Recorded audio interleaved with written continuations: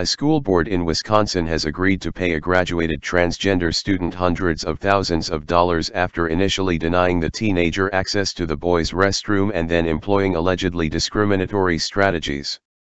Ash Whitaker, who was born female but identifies as male, said the school carried out discriminatory practices by requiring students to use the bathrooms that coincide with their biological sexes, the Kenosha News reported. In a 5-2 vote Tuesday night, the Kenosha Unified School Board decided to pay Whitaker an $800,000 settlement.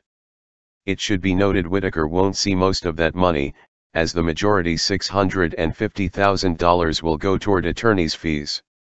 While Whitaker, who graduated from Tremper High School in June 2017, was apparently allowed to use the boys' restroom, school staff would often monitor trips to the bathroom, even forcing the transgender student to wear wristbands to indicate sexual orientation.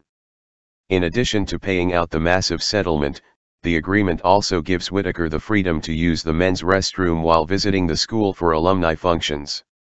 Whitaker, now a freshman at the University of Wisconsin-Madison, described the school's decision as relieving. "I am deeply relieved that this long, traumatic part of my life is finally over and I can focus on my future and simply being a college student. Winning this case was so empowering and made me feel like I can actually do something to help other trans youths live authentically. My message to other trans kids is to respect themselves and accept themselves and love themselves.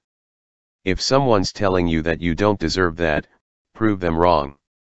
The school board's lawyer, Ronald S. Stadler, told the New York Times the district never engaged in any acts of overt discrimination against transgender individuals. "I think eventually the Supreme Court is going to have to take this issue and issue a ruling," he said, "because we have lower courts all across the country that have looked at it in various ways, and it's not always consistent." One of the two board members who voted against the settlement, Gary Kunnick, said he opposed paying Whitaker because with settling this, we aren't settling anything.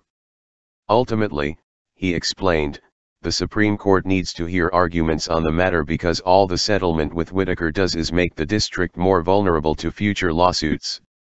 "This opens us up to additional lawsuits and additional costs, and I realize we have two issues," Kunnick said. "We have the civil rights argument on one side and the privacy rights on the other. I want the Supreme Court to settle this once and for all, not just for our district, but for other districts."